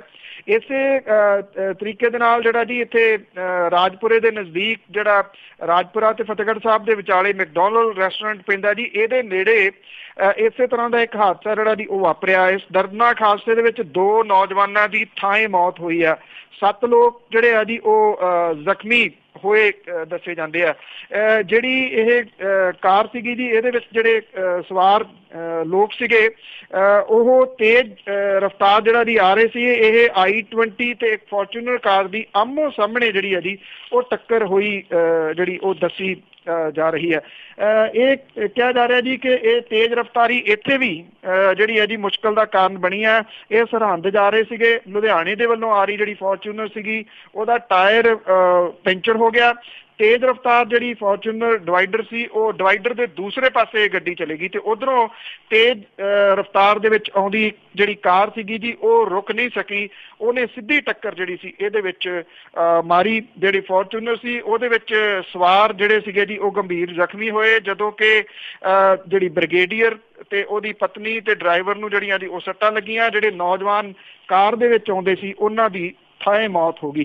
ਸੋ ਇਹ ਦਰਦਨਾਕ ਹਾਦਸੇ ਜਿਹੜੇ ਜੀ ਪੰਜਾਬ ਦੇ ਵਿੱਚ ਵਾਪਰੇ, ਪਰ ਮੁਸ਼ਕਲ ਇਹ ਆ ਕਿ ਇਹ ਹਾਦਸੇ ਕੁਝ ਘੰਟਿਆਂ ਤੱਕ ਲੋਕਾਂ ਨੂੰ ਯਾਦ ਰਹਿੰਦੇ ਆ, ਜਾਂ ਉਨੀ ਦੇਰ ਤੱਕ ਯਾਦ ਰਹਿੰਦੇ ਜਿੰਨੀ ਦੇਰ ਤੱਕ ਉੱਥੇ ਵਹੀਕਲ ਜਿਹੜਾ ਜੀ ਐਕਸੀਡੈਂਟ ਵਾਲਾ ਖੜਾ ਹੁੰਦਾ। ਉਦੋਂ ਬਾਅਦ ਦੁਬਾਰਾ ਜਾਂ ਉਹਨੂੰ ਕ੍ਰਾਸ ਕਰਕੇ ਅੱਧੇ ਘੰਟੇ ਬਾਅਦ ਉਹੀ ਬੰਦਾ ਜਿਹੜਾ ਉਹਨੂੰ ਕ੍ਰਾਸ ਕਰਕੇ ਇਹ ਕਹਿੰਦਾ ਕਿ ਇੱਥੇ ਮੌਤਾਂ ਹੋਈਆਂ, ਬੜਾ ਮਾੜਾ ਜਿਹੜਾ ਹੋਇਆ, ਤੇ ਅੱਧੇ ਘੰਟੇ ਬਾਅਦ ਉਹਨੂੰ ਤੁਸੀਂ ਜਿਹੜਾ ਜੀ ਉਹ ਕਰਾਮਾਤਾ ਕਰਦਾ ਸੜਕ ਦੇ ਉੱਤੇ ਦੇਖ ਸਕਦੇ ਹੋ। ਥੋੜਾ ਦੂਰ ਜਾਣ ਤੋਂ ਬਾਅਦ ਉਹ ਭੁੱਲ ਭੁਲਾ ਜਾਂਦਾ ਜੀ ਵੀ ਪਿੱਛੇ ਵੱਡਾ ਹਾਦਸਾ ਦੇਖ ਕੇ ਆਇਆ ਉਹ। ਬਿਲਕੁਲ ਜੀ, ਭੁੱਲਣ ਸ਼ਕਤੀ ਬਹੁਤ ਆ, ਪਰ ਪਤਾ ਨਹੀਂ ਹੁੰਦਾ ਕਿ ਉੱਥੇ ਇਹਨਾਂ ਹਾਦਸਿਆਂ ਦੇ ਵਿੱਚ ਕਿਹਦੀ ਵਾਰੀ ਆ ਜਾਣੀ ਆ। ਤੇ ਅੱਗੇ ਆਪਾਂ ਗੱਲਬਾਤ ਕੀਤੀ ਸੀਗੀ ਮਨਪ੍ਰੀਤ ਹੋਣੀ ਬੜੀ ਆਸ ਦੇ ਨਾਲ RBI ਕੋ ਗਏ ਸੀ, ਕੀ ਲਿਆਏ ਕੋਈ ਝੋਲੇ ਝੂਲੇ ਭਰ ਕੇ? ਜੀ ਅਜੇ ਤਾਂ ਜਿਹੜਾ ਪੰਜਾਬ ਦਾ ਉੱਚ ਪੱਧਰੀ ਵਫਦ ਸੀਗਾ ਉਹਨੇ ਕਿਸਾਨਾਂ ਦਾ ਕਰਜ਼ਾ ਜਿਹੜਾ ਜੀ ਇੱਕ ਵੱਡਿਓ ਹੱਲ ਕਰਨ ਲਈ ਭਾਰਤੀ ਰਿਜ਼ਰਵ ਬੈਂਕ ਦੇ ਅਧਿਕਾਰੀਆਂ ਦੇ ਨਾਲ ਗੱਲਬਾਤ ਜਿਹੜੀ ਹੈ ਜੀ ਕੀਤੀ ਆ, ਤੇ ਖੁੱਲ੍ਹ ਦਿਲੀ ਦੇ ਨਾਲ ਮਦਦ ਕਰਨ ਤੇ ਜ਼ੋਰ ਜਿਹੜਾ ਉਹ ਦਿੱਤਾ। ਰਿਜ਼ਰਵ ਬੈਂਕ ਦੇ ਅਧਿਕਾਰੀਆਂ ਨੇ ਕੀ ਹੁੰਗਾਰਾ ਭਰਿਆ, ਇਹਦੇ ਬਾਰੇ ਵਫਦ ਮੈਂਬਰ ਜਿਹੜੇ ਆ ਜੀ ਉਹ ਅਜੇ ਚੁੱਪੀ ਤੋੜਨ ਦੇ ਵਾਸਤੇ ਤਿਆਰ ਨਹੀਂ। ਜੇ ਕੁਝ ਮਿਲਿਆ ਹੁੰਦਾ ਤਾਂ ਮੇਰਾ ਖਿਆਲ ਚੁੱਪੀ ਜਿਹੜੀ ਜੀ ਉਹ ਤੋੜਦੇ। ਵਿੱਤ ਮੰਤਰੀ ਮਨਪ੍ਰੀਤ ਸਿੰਘ ਬਾਦਲ, ਮੁੱਖ ਸਕੱਤਰ ਅਵਤਾਰ ਸਿੰਘ ਤੇ ਮੁੱਖ ਮੰਤਰੀ ਕੈਪਟਨ ਅਮਰਿੰਦਰ ਸਿੰਘ ਹੋਰਾਂ ਦੇ ਮੁੱਖ ਪ੍ਰਮੁੱਖ ਸਕੱਤਰ ਸੁਰੇਸ਼ ਕੁਮਾਰ ਜਿਹੜੇ ਸੀ, ਇਹਨਾਂ ਦੀ ਅਗਵਾਈ ਦੇ ਵਿੱਚ ਰਿਜ਼ਰਵ ਬੈਂਕ ਦੇ 2 ਡਿਪਟੀ ਗਵਰਨਰਾਂ ਤੇ ਅਧਿਕਾਰੀਆਂ ਨੂੰ ਕਿਸਾਨਾਂ ਦਾ ਕਰਜ਼ਾ ਜਿਹੜਾ ਜੀ ਉਹ ਯਕਮੁਸ਼ਤ ਹੱਲ ਕਰਨ ਦੇ ਵਾਸਤੇ ਮਦਦ ਦੇਣ ਲਈ ਕਿਹਾ। ਇਹ ਕਿਹਾ ਜਾ ਰਿਹਾ ਜੀ ਕਿ ਭਾਰਤੀ ਰਿਜ਼ਰਵ ਬੈਂਕ ਦੇ ਅਧਿਕਾਰੀਆਂ ਨੇ ਕੌਮੀਕ੍ਰਿਤ ਬੈਂਕਾਂ ਦੇ ਜਿਹੜਾ 6000 ਕਰੋੜ ਰੁਪਏ ਦਾ ਫਸਲੀ ਕਰਜ਼ਾ ਹੱਲ ਕਰਨ ਲਈ ਹੁੰਗਾਰਾ ਭਰਿਆ, ਪਰ ਬੈਂਕ ਸਾਹਮਣੇ ਵੱਡੀ ਸਮੱਸਿਆ ਹੈ। ਜੇ ਉਹ ਪੰਜਾਬ ਦੇ ਕਿਸਾਨਾਂ ਦੇ ਕਰਜ਼ੇ ਸੰਬੰਧੀ ਕੋਈ ਫੈਸਲਾ ਲੈਂਦਾ ਤਾਂ ਇਸ ਤਰ੍ਹਾਂ ਦਾ ਫੈਸਲਾ ਉੱਤਰ ਪ੍ਰਦੇਸ਼ ਤੇ ਮਹਾਰਾਸ਼ਟਰ ਦੇ ਕਿਸਾਨਾਂ ਲਈ ਵੀ ਲੈਣਾ ਪਊਗਾ, ਕਿਉਂਕਿ ਇਹਨਾਂ ਦੋਵਾਂ ਸੂਬਿਆਂ ਦੀਆਂ ਸਰਕਾਰਾਂ ਨੇ ਕਿਸਾਨਾਂ ਦੇ ਕਰਜ਼ੇ ਮੁਆਫ ਕਰਨ ਦੇ ਐਲਾਨ ਜਿਹੜੇ ਆ ਉਹ ਕੀਤੇ ਆ। ਉਧਰ ਵਫਦ ਨੇ ਜਿਹੜਾ ਨਬਾਰਡ ਅਧਿਕਾਰੀਆਂ ਦੇ ਨਾਲ ਵੀ ਮੁਲਾਕਾਤ ਕੀਤੀ ਹੈ ਤੇ ਦੱਸਿਆ ਕਿ ਪੰਜਾਬ ਸਰਕਾਰ ਨੇ ਸਹਿਕਾਰੀ ਬੈਂਕਾਂ ਦਾ ਕਿਸਾਨਾਂ ਵੱਲ 3600 ਕਰੋੜ ਰੁਪਏ ਦਾ ਕਰਜ਼ਾ ਜਿਹੜਾ ਜੀ ਉਹ ਮੁਆਫ ਕੀਤਾ ਹੈ। ਸਰਕਾਰ ਇਸ ਕਰਜ਼ੇ ਦੀ ਰਕਮ ਮੋੜਨ ਲਈ ਨੈਸ਼ਨਲ ਕੋਆਪਰੇਟਿਵ ਡਿਵੈਲਪਮੈਂਟ ਕਾਰਪੋਰੇਸ਼ਨ ਕੋਲੋਂ ਇੰਨਾ ਹੀ ਕਰਜ਼ਾ ਜਿਹੜਾ ਉਹ ਲਊਗੀ। ਕਰਜ਼ਾ ਲੈਣ ਤੋਂ ਬਾਅਦ ਇਹ ਰਕਮ ਜਿਹੜੀ ਹੈ ਜੀ ਸਹਿਕਾਰੀ ਬੈਂਕਾਂ ਕੋਲ ਆਊਗੀ। ਨਬਾਰਡ ਨੂੰ ਸਹਿਕਾਰੀ ਬੈਂਕਾਂ ਦਾ ਕੰਮਕਾਜ ਚੱਲਦਾ ਰੱਖਣ ਲਈ ਪੈਸਾ ਦੇਣਾ ਚਾਹੀਦਾ ਹੈ ਕਿਉਂਕਿ 31 ਜੁਲਾਈ ਤੱਕ ਕਰਜ਼ਾ ਦੇਣ ਦੀ ਆਖਰੀ ਜਿਹੜੀ ਆ ਉਹ ਤਰੀਕ ਹੈ। ਵਫਦ ਨੇ ਕਿਸਾਨ ਖੁਦਕੁਸ਼ੀਆਂ ਦਾ ਜ਼ਿਕਰ ਕਰਦਿਆਂ ਕਿਸਾਨੀ ਦਾ ਗੰਭੀਰ ਸੰਕਟ ਹੱਲ ਕਰਨ ਲਈ ਮਦਦ ਦੀ ਲੋੜ ਦੇ ਉੱਤੇ ਜਿਹੜਾ ਜੀ ਉਹ ਜ਼ੋਰ ਦਿੱਤਾ ਹੈ। ਉਧਰ ਇਹ ਕਿਹਾ ਜਾ ਰਿਹਾ ਜੀ ਜਿਹੜੀ ਕਿਸਾਨ ਕਰਜ਼ਿਆਂ ਦੇ ਵਾਸਤੇ ਡਾਕਟਰ ਹੱਕ ਕਮੇਟੀ ਜਿਹੜੀ ਹੈ ਜੀ ਉਹ ਬਣਾਈ ਹੋਈ ਆ, ਉਹਦੀ ਰਿਪੋਰਟ ਆਉਣ ਤੋਂ ਬਾਅਦ ਇਹ ਕਿਹਾ ਜਾ ਰਿਹਾ ਜੀ ਕਿ ਇਹ ਇੰਨੀਆਂ ਸਖਤ ਹੋਣਗੀਆਂ ਜਿਹੜੀਆਂ ਜੀ ਧਾਰਾਵਾਂ ਜਿਹੜੀਆਂ ਇਹ ਕਰਜ਼ੇ ਦੇ ਵਾਸਤੇ ਕਿ ਉਹਦੇ ਵਿੱਚੋਂ ਬਹੁਤੇ ਪਰਿਵਾਰ ਜਿਹੜੇ ਆ ਜੀ ਉਹ ਪਾਸੇ ਨਿਕਲ ਜਾਣਗੇ। ਜੇ ਕਿਸੇ ਕਿਸਾਨ ਦੇ ਉੱਤੇ 2 ਲੱਖ ਦਾ ਕਰਜ਼ਾ ਪਰ ਉਹ ਆਪਣੀ ਜ਼ਮੀਨ ਤੋਂ ਇਲਾਵਾ 5 ਏਕੜ ਤੋਂ ਉਹਦੀ ਘੱਟ ਜ਼ਮੀਨ ਹੈ, ਉਹਦੇ ਤੋਂ ਇਲਾਵਾ ਠੇਕੇ ਦੇ ਉੱਤੇ ਲੈ ਕੇ ਜ਼ਮੀਨ ਜਿਹੜੀ ਵਾਹੀ ਕਰ ਰਿਹਾ ਉਹਦਾ ਕਰਜ਼ਾ ਮੁਆਫ ਨਹੀਂ ਹੋਊਗਾ। ਜਿਹੜੇ ਕਿਸਾਨ ਦਾ ਉੱਤੇ 2 ਲੱਖ ਦਾ ਕਰਜ਼ਾ ਹੈ, ਉਹਦੀ ਜ਼ਮੀਨ 5 ਏਕੜ ਤੋਂ ਘੱਟ ਹੈ, ਉਹਦੇ ਕੋਈ ਪਰਿਵਾਰ ਦਾ ਮੈਂਬਰ ਜਿਹੜਾ ਸਰਕਾਰੀ ਨੌਕਰੀ ਕਰ ਰਿਹਾ ਉਹਦਾ ਵੀ ਕਰਜ਼ਾ ਮੁਆਫ ਨਹੀਂ ਹੋਊਗਾ। ਭਾਵ ਕਿ ਇੰਨੀ ਇੱਕ ਸਖਤੀ ਜਿਹੜੀ ਹੈ ਜੀ ਉਹ ਕਰਤੀ ਜਾਊਗੀ ਕਿ ਗਰੀਬ ਕਿਸਾਨਾਂ ਦੇ ਵਿੱਚੋਂ ਹੋਰ ਗਰੀਬ ਲੱਭੇ ਜਾਣਗੇ, ਹੋਰ ਗਰੀਬਾਂ ਦੇ ਵਿੱਚੋਂ ਫਿਰ ਰਿੜਕ ਕੇ ਜਿਹੜੀ ਗਰੀਬ ਤੋਂ ਗਰੀਬ ਆ ਲੱਭੇ ਜਾਣਗੇ, ਉਹਨਾਂ ਦਾ ਕਰਜ਼ਾ ਮੁਆਫ ਕੀਤਾ ਜਾਊਗਾ। ਲਓ ਜੀ, ਬੜਾ ਲੰਬਾ ਚੌੜਾ ਇਹ। ਤੇ ਅੱਗੇ ਆਪਾਂ ਸਿੰਚਾਈ ਅਫਸਰਾਂ ਦੀ ਜੇ ਗੱਲ ਕਰੀਏ, ਉਹਨਾਂ ਨੇ ਘੇਰਨ ਦੀਆਂ ਤਿਆਰੀਆਂ ਹੋ ਰਹੀਆਂ ਜੀ। ਐਕਚੁਅਲੀ ਜੀ ਇਹ ਜਿਹੜੇ ਸਿੰਚਾਈ ਆਫਿਸਰ ਨੇ ਇਹਨਾਂ ਨੇ ਪਿਛਲੇ ਦਿਨੀ ਜਿਹੜੀਆਂ ਜੀ ਅੱਖਾਂ ਦਿਖਾਈਆਂ ਨੇ ਸਰਕਾਰ ਨੂੰ। ਇਹ ਕਿਹਾ ਜੀ ਕਿ ਤੁਸੀਂ ਜਿਹੜੀਆਂ ਫਾਈਲਾਂ ਮੰਗਦੇ ਹੋ ਅਸੀਂ ਉਹ ਫਾਈਲਾਂ ਤੁਹਾਨੂੰ ਜਿਹੜਾ ਜੀ ਉਹ ਨਹੀਂ ਦੇਵਾਂਗੇ। ਇਹਦੇ ਕਰਕੇ ਇਹ ਜਿਹੜਾ ਜੀ ਆਮੋ ਸਾਹਮਣੇ ਹੋ ਗਏ ਸਰਕਾਰ ਦੇ ਨਾਲ। ਇੱਕ ਕਿਸਮ ਦੇ ਨਾਲ ਪੰਜਾਬ ਵਿਜੀਲੈਂਸ ਬਿਊਰੋ ਨੂੰ ਇਹਨਾਂ ਨੇ ਇਹ ਫਾਈਲਾਂ ਦੇਣ ਤੋਂ ਜਿਹੜੀ ਹੈ ਜੀ ਉਹ ਨਾ ਕੀਤੀ ਆ। ਹੁਣ ਸਿੰਚਾਈ ਵਿਭਾਗ ਦਾ ਕੰਮ ਕਰਨ ਵਾਲੇ ਜਿਹੜੇ ਵਿਵਾਦਤ ਠੇਕੇਦਾਰਾਂ ਤੇ ਸੀਨੀਅਰ ਅਧਿਕਾਰੀਆਂ ਦੇ ਖਿਲਾਫ ਸ਼ਿਕੰਜਾ ਜਿਹੜਾ ਜੀ ਦੂਜੇ ਪਾਸਿਓਂ ਕੱਸਣਾ ਸ਼ੁਰੂ ਹੋਇਆ। ਬਿਊਰੋ ਅਧਿਕਾਰੀ ਜਿਹੜੇ ਨੇ ਜੀ ਉਹਨਾਂ ਨੇ ਠੇਕੇਦਾਰਾਂ ਤੋਂ ਪੁੱਛਗਿੱਛ ਸ਼ੁਰੂ ਕਰਤੀ ਹੈ। 4 ਠੇਕੇਦਾਰਾਂ ਨੂੰ ਚੰਡੀਗੜ੍ਹ ਬੁਲਾ ਕੇ ਪੁੱਛਗਿੱਛ ਕੀਤੀ ਗਈ ਆ। ਇਹਨਾਂ ਤੋਂ ਸਿੰਜਾਈ ਤੇ ਡਰੇਨੇਜ ਦੇ ਨਾਲ ਸੰਬੰਧਿਤ ਕੰਮਾਂ ਬਾਰੇ ਜਾਣਕਾਰੀ ਲਈ ਗਈ ਆ। 500 ਕਰੋੜ ਰੁਪਏ ਦਾ ਇਹ ਵੱਡਾ ਘਪਲਾ ਜਿਹੜਾ ਕਿ ਪਿਛਲੀ ਸਰਕਾਰ ਦੇ ਦੌਰਾਨ ਹੋਇਆ। ਇਹਦੇ ਵਿੱਚ 3 ਦੇ ਕਰੀਬ IAS ਆਫਿਸਰ ਤੇ ਇੱਕ ਸਾਬਕਾ ਮੰਤਰੀ ਦਾ ਨਾਮ ਸਿੱਧੇ ਰੂਪ ਦੇ ਵਿੱਚ ਬੋਲਦਾ। ਸੀਨੀਅਰ ਅਧਿਕਾਰੀਆਂ ਨੇ ਠੇਕੇਦਾਰਾਂ ਤੋਂ ਹੋਈ ਪੁੱਛਗਿੱਛ ਦੀ ਪੁਸ਼ਟੀ ਜਿਹੜੀ ਹੈ ਜੀ ਉਹ ਕੀਤੀ ਆ। ਅਧਿਕਾਰੀ ਜਿਹੜੇ ਆ ਉਹਨਾਂ ਦਾ ਇਹ ਕਹਿਣਾ ਹੈ ਕਿ ਵਿਜੀਲੈਂਸ ਨੇ ਹਾਲ ਦੀ ਘੜੀ ਕੁਝ ਚੋਣਵੇਂ ਤੇ ਸ਼ੱਕੀ ਕਿਸਮ ਦੇ ਕੰਮਾਂ ਦੀ ਪੜਤਾਲ ਜਿਹੜੀ ਸ਼ੁਰੂ ਕੀਤੀ ਆ। ਜੇ ਠੋਸ ਤੱਥ ਸਾਹਮਣੇ ਆਏ ਤਾਂ ਸਮੁੱਚੇ ਕੰਮਾਂ ਦੀ ਪੜਤਾਲ ਜਿਹੜੀ ਹੈ ਜੀ ਉਹ ਕੀਤੀ ਜਾ ਸਕਦੀ ਹੈ। ਇਹ ਕਿਹਾ ਜਾ ਰਿਹਾ ਜੀ ਕਿ ਜਿੰਨਾ ਇਹ ਘਪਲਾ ਦੱਸਿਆ ਜਾ ਰਿਹਾ ਉਦੋਂ ਕਿਤੇ ਵੱਡਾ ਇਹ ਅਸਲ ਦੇ ਵਿੱਚ ਜਿਹੜਾ ਜੀ ਉਹ ਘਪਲਾ ਹੈ। ਜਿਹੜੇ ਇਹਦੇ ਵਿੱਚ ਜਿਹੜੀ ਸ਼ਮੂਲੀਅਤ ਜਿਵੇਂ ਤੁਹਾਨੂੰ ਦੱਸੀ ਕਿ ਕੁਝ ਸੀਨੀਅਰ ਲੋਕਾਂ ਦੀ ਵੀ ਸ਼ਮੂਲੀਅਤ ਹੈ ਔਰ ਪਿਛਲੇ 10 ਸਾਲਾਂ ਦੇ ਦੌਰਾਨ ਸਿੰਚਾਈ ਵਿਭਾਗ ਦੇ ਵਿੱਚ ਕੁਝ ਖਾਸ ਠੇਕੇਦਾਰਾਂ ਦਾ ਬੋਲਬਾਲਾ ਰਿਹਾ। ਸਿੰਚਾਈ ਵਿਭਾਗ ਦੇ ਵਿੱਚ ਰਹੇ ਅਧਿਕਾਰੀਆਂ ਦਾ ਇਹ ਵੀ ਕਹਿਣਾ ਜੀ ਕਿ ਇਹਨਾਂ ਠੇਕੇਦਾਰਾਂ ਨੂੰ 2000 ਕਰੋੜ ਰੁਪਏ ਦੇ ਕੰਮਾਂ ਦੇ ਵਿੱਚੋਂ 75% ਕੰਮ ਹੀ ਨਹੀਂ ਦਿੱਤਾ ਗਿਆ, ਸਗੋਂ ਠੇਕੇਦਾਰ ਦੇ ਵੱਲੋਂ ਟੈਂਡਰ ਪ੍ਰਕਿਰਿਆ ਆਪਣੇ ਪੱਖ ਦੇ ਵਿੱਚ ਕਰਾਉਣ ਲਈ ਮੁੱਖ ਇੰਜੀਨੀਅਰ ਤੱਕ ਜਿਹੜਾ ਜੀ ਸਿੱਧਾ ਦਖਲ ਦਿੱਤਾ ਜਾਂਦਾ ਸੀਗਾ ਔਰ ਇਹਨਾਂ ਠੇਕੇਦਾਰਾਂ ਨੂੰ ਲਾਭ ਜਿਹੜਾ ਦੇਣ ਦੇ ਵਾਸਤੇ ਟੈਂਡਰ ਪ੍ਰਕਿਰਿਆ ਦੇ ਨਾਲ ਛੇੜਛਾੜ ਜਿਹੜੀ ਹੈ ਜੀ ਉਹ ਕੀਤੀ ਗਈ ਆ। ਵਿਜੀਲੈਂਸ ਦੇ ਕੋਲ ਇਹ ਵੀ ਪਿਛਲੇ 1 ਦਹਾਕੇ ਦੇ ਦੌਰਾਨ ਸਿੰਚਾਈ ਵਿਭਾਗ ਦੇ ਵਿੱਚ 10 ਕਰੋੜ ਰੁਪਏ ਦੀ ਰਿਸ਼ਵਤ ਦਾ ਆਦਾਨ ਪ੍ਰਦਾਨ ਜਿਹੜਾ ਉਹ ਹੋਇਆ ਔਰ ਵਿਜੀਲੈਂਸ ਨੇ ਜਦੋਂ ਕੰਮਾਂ ਤੇ ਟੈਂਡਰਾਂ ਦਾ ਰਿਕਾਰਡ ਮੰਗਿਆ ਤਾਂ ਸਿੰਚਾਈ ਵਿਭਾਗ ਦੇ ਇੰਜੀਨੀਅਰਾਂ ਨੇ ਨਾ ਕਰਤੀ ਸੀ। ਇਹ ਕਿਹਾ ਸੀਗਾ ਕਿ ਅਸੀਂ ਕੋਈ ਰਿਕਾਰਡ ਜਿਹੜਾ ਜੀ ਉਹ ਨਹੀਂ ਦੇਵਾਂਗੇ। ਹੁਣ ਇਹਨਾਂ ਅਫਸਰਾਂ ਦੇ ਉੱਤੇ ਇਹ ਜਿਹੜਾ ਜੀ ਸ਼ਿਕੰਜਾ ਹੈ ਉਹ ਠੇਕੇਦਾਰਾਂ ਦੇ ਰਾਹੀਂ ਲਿਆ ਕੇ ਜਿਹੜਾ ਜੀ ਪਾਇਆ ਜਾਊਗਾ ਕਿ ਠੇਕੇਦਾਰਾਂ ਤੋਂ ਲਿਖਵਾਇਆ ਜਾਊਗਾ ਕਿ ਇੰਜੀਨੀਅਰਾਂ ਨੇ ਇਹ ਕੁਝ ਜਿਹੜਾ ਕੀਤਾ ਸੀਗਾ ਇਹਦੇ ਵਾਸਤੇ ਉਹ ਦੋਸ਼ੀ ਨਹੀਂ ਸਨ। ਤੋ ਉਹ ਦੂਜੇ ਪਾਸੇ ਤੋਂ ਸ਼ਿਕੰਜਾ ਜਿਹੜਾ ਜੀ ਉਹ ਕੱਸਣ ਦੀ ਤਿਆਰੀ ਹੈ। ਬਿਲਕੁਲ ਜੀ, ਸ਼ਿਕੰਜਾ ਤਾਂ ਇਹਨਾਂ ਦੇ ਆਕਿਆਂ ਤੇ ਵੀ ਕੱਸਣ ਵਾਲਾ ਜਿਹੜੇ ਕਰੋੜਾਂ ਲੁੱਟ ਕੇ ਲੈ ਗਏ ਪੰਜਾਬ ਨੂੰ। ਤੇ ਹੁਣ ਆਪਾਂ SGPC ਦੀ ਗੱਲ ਕਰਦੇ, ਬੜੀ ਖਫਾ ਹੈ ਕਿ ਨੋਟ ਬੜੇ ਚੜ੍ਹਦੇ ਪਰ ਨੋਟ ਪੁਰਾਣੇ ਚੜ੍ਹ ਰਹੇ। ਐਕਚੁਅਲੀ ਜੀ ਤੁਸੀਂ ਇਹ ਕਹਿ ਲਓ ਕਿ ਇਹ ਧੋਖਾ ਦੇਣ ਵਾਲੀ ਜਿਹੜੀ ਗੱਲ ਹੈ ਜੀ, ਲੋਕਾਂ ਕੋਲੇ ਨੋਟ ਹੈਗੇ ਆ ਜੀ, ਬਹੁਤ ਪਏ ਆ ਕਿਉਂਕਿ ਇਹ ਕਿਹਾ ਜਾਂਦਾ ਜੀ ਕਿ ਬਹੁਤਿਆਂ ਨੂੰ ਇਹ ਸੀਗਾ ਕਿ ਕੁਝ ਨਹੀਂ ਹੋਣ ਲੱਗਿਆ, ਜਿਹੜੇ ਉਹ ਬਦਲਾ ਲਵਾਂਗੇ। ਤੇ ਇਹ ਵੀ ਕਿਹਾ ਜਾ ਰਿਹਾ ਜੀ ਕਿ ਇਹ ਸ਼੍ਰੋਮਣੀ ਗੁਰਦੁਆਰਾ ਪ੍ਰਬੰਧਕ ਕਮੇਟੀ ਕੋਲੇ ਵੀ ਨੋਟ ਸ਼ਾਇਦ ਇੰਨੇ ਨੇ, ਉਹ ਵੀ ਇਸ ਖਬਰ ਦੇ ਪਿੱਛੇ ਕਿਸੇ ਦੂਜੇ ਰੂਪ ਦੇ ਵਿੱਚ ਹੋ ਸਕਦੀ ਆ। ਗੁਰਦੁਆਰਿਆਂ ਦੀਆਂ ਗੋਲਕਾਂ ਦੇ ਵਿੱਚ ਸ਼ਰਧਾਲੂ ਜਿਹੜੇ ਆ ਜੀ ਬੰਦ ਹੋਏ ਨੋਟ ਚੜਾ ਰਹੇ ਨੇ। 500 ਤੇ 1000 ਦੇ ਕਰੰਸੀ ਦੇ ਇਹ ਨੋਟ ਨੇ। ਸ਼੍ਰੋਮਣੀ ਗੁਰਦੁਆਰਾ ਪ੍ਰਬੰਧਕ ਕਮੇਟੀ ਬੜੀ ਖਫਾ ਜੀ। ਕਮੇਟੀ ਹੁਣ ਇਸ ਪਾਬੰਦੀਸ਼ੁਦਾ ਕਰੰਸੀ ਦਾ ਉਹਨੇ ਹਿਸਾਬ ਰੱਖਣਾ ਛੱਡ ਦਿੱਤਾ ਤੇ ਪੁਰਾਣੀ ਕਰੰਸੀ ਨੂੰ ਸੰਭਾਲਣ ਤੋਂ ਹੱਥ ਖੜੇ ਕਰਤੇ ਨੇ। ਕੇਂਦਰ ਸਰਕਾਰ ਨੇ ਪਿਛਲੇ ਵਰੇ ਜੀ ਇਹਨਾਂ ਨੋਟਾਂ ਨੂੰ ਬੰਦ ਕਰ ਦਿੱਤਾ ਸੀਗਾ। ਇਹਨਾਂ ਨੂੰ ਭਾਰਤੀ ਰਿਜ਼ਰਵ ਬੈਂਕ ਦੇ ਵਿੱਚ ਜਮ੍ਹਾਂ ਕਰਾਉਣ ਦਾ 30 ਮਾਰਚ 17 ਤੱਕ ਮਿਥਿਆ ਗਿਆ ਸੀਗਾ। ਇਹਦੇ ਬਾਵਜੂਦ ਲੋਕਾਂ ਕੋਲੇ ਪੁਰਾਣੀ ਕਰੰਸੀ ਪਈ ਆ ਔਰ ਉਹ ਸ਼੍ਰੋਮਣੀ ਗੁਰਦੁਆਰਾ ਪ੍ਰਬੰਧਕ ਕਮੇਟੀ ਦੀਆਂ ਗੋਲਕਾਂ ਦੇ ਵਿੱਚੋਂ ਜਿਹੜੀ ਹੈ ਜੀ ਪੁਰਾਣੀ ਕਰੰਸੀ ਨਿਕਲ ਰਹੀ ਹੈ। ਹੁਣ ਕਿਉਂਕਿ ਅੱਗੋਂ ਇਹਦੇ ਬਦਲਣ ਦੇ ਮੌਕੇ ਖਤਮ ਨੇ ਤਕਰੀਬਨ, ਤੇ ਇਸ ਕਰੰਸੀ ਨੂੰ ਹੁਣ ਅਣਗੌਲਿਆ ਕਰਨ ਜਾਣ ਲੱਗਿਆ ਜੀ। ਇਹਨੂੰ ਕੋਈ ਗਿਣਿਆ ਨਹੀਂ ਜਾਂਦਾ। ਜਿੰਨੀ ਕਰੰਸੀ ਜਿਹੜੀ ਹੈ ਜੀ ਉਹ ਨਿਕਲ ਰਹੀ ਆ ਗੋਲਕਾਂ ਦੇ ਵਿੱਚੋਂ ਭੇਟਾ ਦੇ ਰੂਪ ਦੇ ਵਿੱਚ ਇਹਦੇ ਉੱਤੇ ਰਬੜ ਪਾ ਕੇ ਗੋਲਕਾਂ ਦੇ ਵਿੱਚ ਹੀ ਫਿਰ ਇਹਨੂੰ ਜਿਹੜਾ ਜੀ ਉਹ ਛੱਡ ਦਿੱਤਾ ਜਾਂਦਾ। ਕਿਰਪਾਲ ਸਿੰਘ ਬਡੂਗਰ ਹੋਰੀ ਇਹਦੇ ਉੱਤੇ ਕਹਿੰਦੇ ਆ ਕਿ ਮਾੜੀ ਗੱਲ ਹੈ ਕਿ ਸ਼ਰਧਾਲੂ ਅਜੇ ਵੀ ਪੁਰਾਣੀ ਪਾਬੰਦੀਸ਼ੁਦਾ ਕਰੰਸੀ ਦੇ ਨਾਲ ਗੁਰੂ ਘਰ ਦੀਆਂ ਗੋਲਕਾਂ ਦੇ ਵਿੱਚ ਮੱਥਾ ਟੇਕ ਰਹੇ ਆ। ਉਹਨਾਂ ਨੇ ਇਹ ਕਿਹਾ ਜੀ ਕਿ ਇਸ ਤਰ੍ਹਾਂ ਦੇ ਸ਼ਰਧਾਲੂ ਜਿਹੜੇ ਆ ਜੀ ਉਹ ਗੁਰੂ ਘਰ ਦੇ ਨਾਲ ਪ੍ਰੇਮ ਨਹੀਂ, ਧੋਖਾ ਤੇ ਫਰੇਬ ਕਰ ਰਹੇ ਆ ਜੀ। ਇਹ ਬਡੂਗਰ ਸਾਹਿਬ ਦਾ ਜਿਹੜਾ ਜੀ ਉਹ ਬਿਆਨ ਹੈ। ਭਾਵ ਕਿ ਉਹ ਇਹ ਕਹਿੰਦੇ ਜੀ ਕਿ ਸ਼ਾਇਦ ਹੋ ਸਕਦਾ ਫਰੇਬ ਕਰਨ ਦਾ ਠੇਕਾ ਕੁਝ ਲੋਕਾਂ ਨੂੰ ਹੀ ਹੋਵੇ।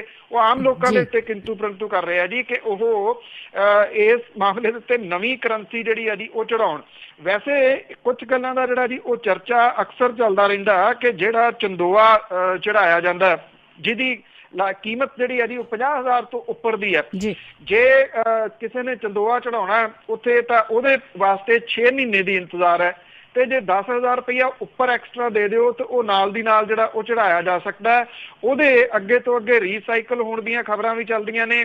ਜਿਹੜੇ ਰੁਮਾਲੇ ਨੇ ਉਹਨਾਂ ਦੇ ਰੀਸਾਈਕਲ ਹੋਣ ਦੀਆਂ ਖਬਰਾਂ ਵੀ ਚੱਲਦੀਆਂ ਨੇ।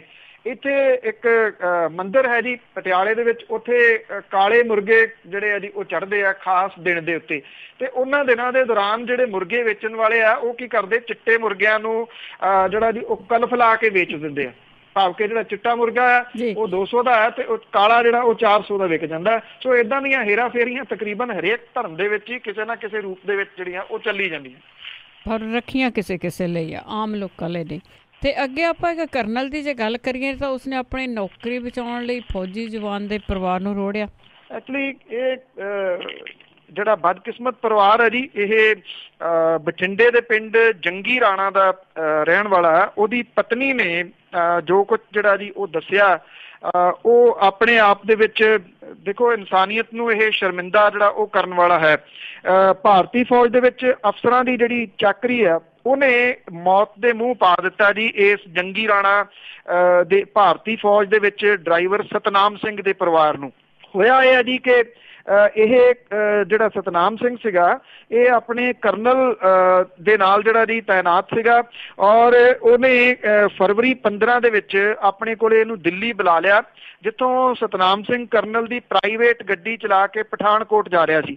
ਕਾਰ ਦੇ ਵਿੱਚ ਕਰਨਲ ਤੇ ਉਹਦਾ ਪਰਿਵਾਰ ਸੀਗਾ। 5 ਫਰਵਰੀ 15 ਨੂੰ ਇਸ ਗੱਡੀ ਦਾ ਮੁਕੇਰੀਆਂ ਦੇ ਕੋਲੇ ਹਾਦਸਾ ਹੋ ਗਿਆ। ਸੜਕ ਹਾਦਸੇ ਦੇ ਵਿੱਚ ਸਤਨਾਮ ਸਿੰਘ ਦੀ ਮੌਤ ਹੋ ਗਈ। ਜਿਹੜੀ ਇਹਦੀ ਪਤਨੀ ਹੈ ਰਜਿੰਦਰ ਕੌਰ, ਉਹਨੇ ਇਹ ਕਿਹਾ ਜੀ ਕਿ ਕਰਨਲ ਨੇ ਆਪਣੀ ਨੌਕਰੀ ਬਚਾਉਣ ਲਈ, ਇਸ ਕਰਕੇ ਕਿ ਜੇ ਉਹ ਗੱਲ ਕਰਨਲ ਦੇ ਉੱਤੇ ਆਉਂਦੀ ਸੀਗੀ ਸਾਰੀ ਕਿ ਉਹ ਸਤਨਾਮ ਸਿੰਘ ਨੂੰ ਆਪਣੀ ਪ੍ਰਾਈਵੇਟ ਗੱਡੀ ਦੇ ਉੱਤੇ ਡਰਾਈਵਰ ਦੇ ਤੌਰ ਦੇ ਉੱਤੇ ਕਿਵੇਂ ਲਿਜਾ ਰਿਹਾ ਸੀਗਾ, ਉਹਦੀ ਇਨਕੁਆਇਰੀ ਖੁੱਲ ਜਾਣੀ ਸੀ। ਉਹਨੇ ਕੀ ਕੀਤਾ ਜੀ, ਉਹਨੇ ਕਾਗਜ਼ਾਂ ਦੇ ਵਿੱਚ ਸਤਨਾਮ ਸਿੰਘ ਨੂੰ ਛੁੱਟੀ ਤੇ ਵਿਖਾਤਾ ਜਦੋਂ ਕਿ ਉਹ ਡਿਊਟੀ ਦੇ ਉੱਤੇ ਸੀਗਾ। ਜਿਹੜੀ ਉਹਦੀ ਵਿਧਵਾ ਹੈ ਉਹ ਇਹ ਕਹਿੰਦੀ ਆ ਕਿ ਛੁੱਟੀ ਤੇ ਹੋਣ ਕਰਕੇ ਜਿਹੜੇ ਲਾਭ ਉਹਦੇ ਪਰਿਵਾਰ ਨੂੰ ਮਿਲਣੇ ਸੀਗੇ ਸਤਨਾਮ ਸਿੰਘ ਦੇ ਉਹ ਨਹੀਂ ਮਿਲੇ। ਇਹ ਕਿਹਾ ਗਿਆ ਜੀ ਉਹ ਤਾਂ ਛੁੱਟੀ ਦੇ ਉੱਤੇ ਸੀਗਾ, ਜੇ ਉਹ ਡਿਊਟੀ ਦੇ ਉੱਤੇ ਉਹਦੀ ਡੈਥ ਹੁੰਦੀ ਤਾਂ ਇਹ ਪਰਿਵਾਰ ਜਿਹੜਾ ਸੀਗਾ ਜੀ ਸੌਖਾ ਆਪਣੀ ਜ਼ਿੰਦਗੀ ਦਾ ਨਿਰਵਾਹ ਕਰ ਸਕਦਾ ਸੀਗਾ। ਇਹਦੀ ਜਿਹੜੀ ਵਿਧਵਾ ਹੈ ਉਹ ਇਹ ਕਹਿੰਦੀ ਆ ਕਿ ਉਹਦੀਆਂ 3 ਧੀਆਂ ਨੇ ਜੀ, ਔਰ ਉਹਦੀ ਪੜ੍ਹਾਈ ਦਾ ਖਰਚਾ ਬੱਚਿਆਂ ਦੀ ਤੇ ਉਹਦਾ ਆਪਣਾ ਜਿਉਣਾ ਜਿਹੜਾ ਜੀ ਉਹ ਮੁਸ਼ਕਲ ਹੋ ਗਿਆ। ਉਹਨੇ ਜਿਹੜਾ ਜੀ ਭਾਰਤੀ ਫੌਜ ਦੇ ਉੱਚ ਅਫਸਰਾਂ ਨੂੰ ਕਈ ਚਿੱਠੀਆਂ ਲਿਖੀਆਂ ਨੇ।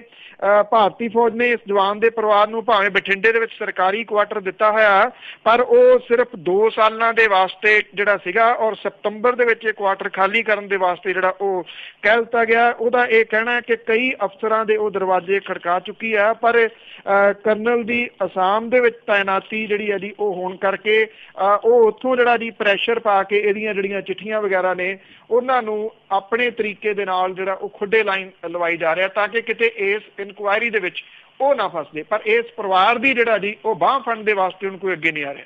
ਬਿਲਕੁਲ ਇਨਸਾਨੀਅਤ ਖਤਮ ਹੀ ਹੋ ਗਈ ਹੈ ਜੀ। ਤੇ ਅੱਗੇ ਆਪਾਂ ਗੱਲ ਕਰਦੇ ਹਾਂ ਬਹੁਤੇ ਮੁਰੱਬਿਆਂ ਵਾਲਿਆਂ ਦੀ, ਜਿਨ੍ਹਾਂ ਦੇ ਬਹੁਤ ਜ਼ਿਆਦਾ ਮੁਰੱਬੇ ਆ, ਉਹ ਆਟਾ ਦਾਲ ਸਾਰੇ ਛੱਕ ਗਏ। ਇਹ ਗੱਲ ਪਹਿਲਾਂ ਵੀ ਕਈ ਵਾਰੀ ਜਿਹੜੀ ਆ ਉਹ ਸਾਹਮਣੇ ਆਈ ਆ ਕਿ ਜਿਹੜੀ ਆਟਾ ਦਾਲ ਸਕੀਮ ਹੈ ਉਹਦੇ ਵਿੱਚ ਵੱਡੇ ਲੋਕ ਜਿਹੜੇ ਨੇ ਉਹ ਵੀ ਇਹਦਾ ਲਾਹਾ ਲੈ ਗਏ, ਔਰ ਬਠਿੰਡੇ ਦੇ ਵਿੱਚ ਖਾਸ ਤੌਰ ਦੇ ਉੱਤੇ ਬਠਿੰਡੇ ਖਿੱਤੇ ਦੇ ਵਿੱਚ ਗਰੀਬਾਂ ਦਾ ਆਟਾ ਦਾਲ ਮੁਰੱਬਿਆਂ ਵਾਲੇ ਜਿਹੜੇ ਸੀਗੇ ਜੀ ਉਹ ਮੁਰੱਬਾ ਸਮਝ ਕੇ ਛੱਕ ਗਏ। ਇਹਨਾਂ ਦੇ ਕੋਲੇ ਵੱਧ ਜ਼ਮੀਨਾਂ ਨੇ, ਫਿਰ ਵੀ ਉਹ ਸਾਲਾਂ ਤੋਂ ਆਟਾ ਦਾਲ ਸਕੀਮ ਦਾ ਲਾਹਾ ਲੈ ਰਹੇ ਨੇ। ਆਟਾ ਦਾਲ ਸਕੀਮ ਦੀ ਜਿਹੜੀ ਮੁੱਢਲੀ ਜਾਂਚ ਹੈ ਉਹਦੇ ਵਿੱਚ ਇਹ ਤੱਥ ਉੱਭਰੇ ਨੇ। ਬਠਿੰਡੇ ਜ਼ਿਲ੍ਹੇ ਦੇ ਵਿੱਚ ਕਰੀਬ 14,000 ਲੋਕ ਨੇ ਜਿਹੜੇ ਕਿ ਗਲਤ ਪਾਏ ਗਏ ਨੇ, ਜਿਹੜੇ ਕਿ ਸ਼ਰਤਾਂ ਦੇ ਅਨੁਸਾਰ ਆਟਾ ਦਾਲ ਸਕੀਮ ਦੇ ਘੇਰੇ ਦੇ ਵਿੱਚ ਆਉਂਦੇ ਹੀ ਨਹੀਂ। ਪਿਛਲੀ ਜਿਹੜੀ ਅਕਾਲੀ ਭਾਜਪਾ ਗੱਠਜੋੜ ਸਰਕਾਰ ਸੀ, ਉਹਨੇ ਚੋਣਾਂ ਦੇ ਦਿਨਾਂ ਦੇ ਵਿੱਚ ਸਾਰਿਆਂ ਨੂੰ ਆਟਾ ਦਾਲ ਦੇ ਨੀਲੇ ਕਾਰਡ ਬਣਾ ਕੇ ਮਾਲਾਮਾਲ ਕਰਤਾ ਸੀਗਾ, ਔਰ ਕੈਪਟਨ ਸਰਕਾਰ ਆਟਾ ਦਾਲ ਸਕੀਮ ਦੀ ਜਾਂਚ ਕਰਾ ਰਹੀ ਹੈ, ਜਿਹੜੀ ਕਿ 31 ਅਗਸਤ ਤੱਕ ਮੁਕੰਮਲ ਕੀਤੀ ਜਾਣੀ ਹੈ। ਬਠਿੰਡੇ ਦੇ ਪ੍ਰਸ਼ਾਸਨ ਨੇ ਹੁਣ ਤੱਕ ਆਟਾ ਦਾਲ ਸਕੀਮ ਦੇ 2,86,000 ਲੋਕਾਂ ਦੀ ਪੜਤਾਲ ਕਰਾਈ ਹੈ। ਇਹਦੇ ਵਿੱਚੋਂ 14,000 ਤੋਂ ਉੱਪਰ ਜਿਹੜੇ ਨੇ ਉਹ ਅਯੋਗ ਨਿਕਲੇ ਆ। 4,000 ਪਰਿਵਾਰ ਤਾਂ ਬਿਨਾਂ ਯੋਗਤਾ ਤੋਂ ਸਰਕਾਰੀ ਆਟਾ ਦਾਲ ਲੈ ਰਹੇ ਸੀਗੇ। ਰਾਮਪੁਰਾ ਫੂਲ ਸਬ ਡਿਵੀਜ਼ਨ ਦੇ ਵਿੱਚ 340 ਕੇਸ ਇਦਾਂ ਦੇ ਮਿਲੇ ਆ ਜਿਨ੍ਹਾਂ ਕੋਲੇ ਵਾਧੂ ਜ਼ਮੀਨਾਂ ਨੇ, ਕਿਸੇ ਪੱਖੋਂ ਆਟਾ ਦਾਲ ਸਕੀਮ ਦੇ ਘੇਰੇ ਦੇ ਵਿੱਚ ਆਉਂਦੇ ਹੀ ਨਹੀਂ। 185 ਕੇਸ ਇਦਾਂ ਦੇ ਨੇ ਜਿਨ੍ਹਾਂ ਦੀ ਆਮਦਨ ਜ਼ਿਆਦਾ। ਲਹਿਰਾ ਮੁਹੱਬਤ ਜਿਹੜਾ ਬਿਜਲੀ ਘਰ ਦੇ ਵਿੱਚੋਂ ਸੇਵਾ ਮੁਕਤ ਹੋਏ ਕਈ ਮੁਲਾਜ਼ਮਾਂ ਦੇ ਪਰਿਵਾਰ ਆਟਾ ਦਾਲ ਸਕੀਮ ਦਾ ਲਾਹਾ ਲੈ ਰਹੇ ਆ। ਸਬ ਡਿਵੀਜ਼ਨ ਮੌੜ ਦੇ ਕਰੀਬ 1100 ਦੇ ਕਰੀਬ ਪਰਿਵਾਰ ਨੇ ਜੀ ਜਿਹੜੇ ਇਸ ਪੜਤਾਲ ਦੇ ਵਿੱਚੋਂ ਗੈਰ ਹਾਜ਼ਰ ਹੋ ਗਏ। 51 ਪਰਿਵਾਰ ਅਯੋਗ ਨਿਕਲੇ ਜਿਨ੍ਹਾਂ ਕੋਲੇ ਚੰਗੀ ਜ਼ਮੀਨ ਜ਼ਿਆਦਾ ਤਾਂ 131 ਪਰਿਵਾਰਾਂ ਦੀ ਆਮਦਨ ਜ਼ਿਆਦਾ ਪਾਈ ਗਈ ਆ। ਤਲਵੰਡੀ ਸਾਬੋ ਦੇ ਇਲਾਕੇ ਦੇ ਵਿੱਚ 336 ਪਰਿਵਾਰਾਂ ਦੀ ਆਮਦਨ ਵੱਧ ਨਿਕਲੀ ਆ। ਇਹਦੇ ਵਿੱਚੋਂ ਜ਼ਿਆਦਾ ਮੁਲਾਜ਼ਮਾਂ ਦੇ ਪਰਿਵਾਰ ਨੇ। ਇਸ ਇਲਾਕੇ ਦੇ ਵਿੱਚ 80 ਸਰਦੇ ਪੁੱਜਦੇ ਪਰਿਵਾਰਾਂ ਨੂੰ ਆਟਾ ਦਾਲ ਸਕੀਮ ਜਿਹੜਾ ਜੀ ਉਹ ਦਿੱਤਾ ਜਾ ਰਿਹਾ ਸੀਗਾ।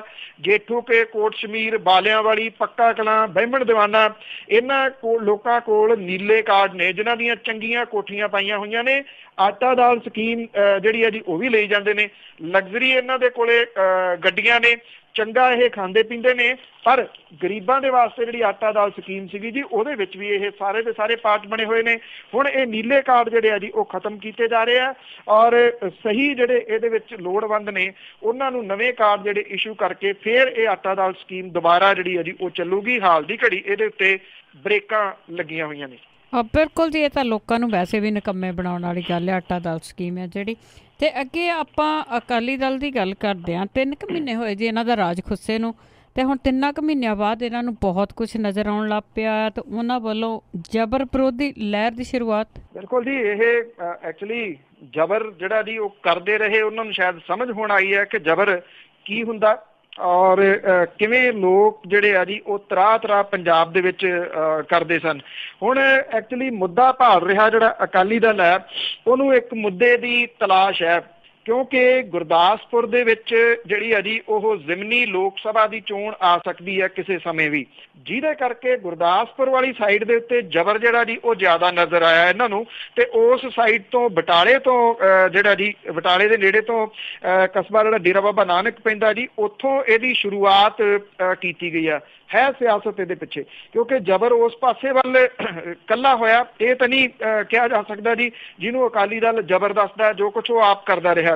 ਪਿਛਲੇ ਦਿਨੀ ਆਪਾਂ ਇੱਕ ਖਬਰ ਸਾਂਝੀ ਕੀਤੀ ਸੀਗੀ, ਜਿਹੜਾ ਇੱਥੇ ਕਮਿਸ਼ਨ ਬਣਿਆ ਝੂਠੇ ਕੇਸਾਂ ਦੇ ਵਾਸਤੇ ਮਹਿਤਾਬ ਸਿੰਘ ਗਿੱਲ ਹੋਰਾਂ ਦੀ ਅਗਵਾਈ ਦੇ ਵਿੱਚ, ਉਹਦੇ ਵਿੱਚ 4000 ਦੇ ਕਰੀਬ ਐਪਲੀਕੇਸ਼ਨਾਂ ਜਿਹੜੀਆਂ ਉਹ ਆਈਆਂ ਨੇ, ਔਰ 350 ਤੋਂ ਉੱਪਰ ਜਿਹੜੀਆਂ ਐਪਲੀਕੇਸ਼ਨਾਂ ਨੇ ਉਹ ਅਕਾਲੀ ਦਲ ਦੇ ਕੁਝ ਆਗੂਆਂ ਦੀਆਂ ਆਈਆਂ ਨੇ, ਜਿਹਦੇ ਵਿੱਚ ਉਹਨਾਂ ਨੇ ਕਿਹਾ ਕਿ ਅਕਾਲੀ ਦਲ ਨੇ ਹੀ ਉਹਨਾਂ ਦੇ ਉੱਤੇ ਗਲਤ ਪਰਚੇ ਜਿਹੜੇ ਸੀ ਉਹ ਦਰਜ ਕਰਾਏ। ਜੋ ਕੁਝ ਪੰਜਾਬ ਦੇ ਵਿੱਚ ਪਿਛਲੇ 10 ਸਾਲਾਂ ਦੇ ਦੌਰਾਨ ਹੁੰਦਾ ਰਿਹਾ ਉਹ ਕਿਸੇ ਤੋਂ ਲੁਕਿਆ ਛਿਪਿਆ ਨਹੀਂ।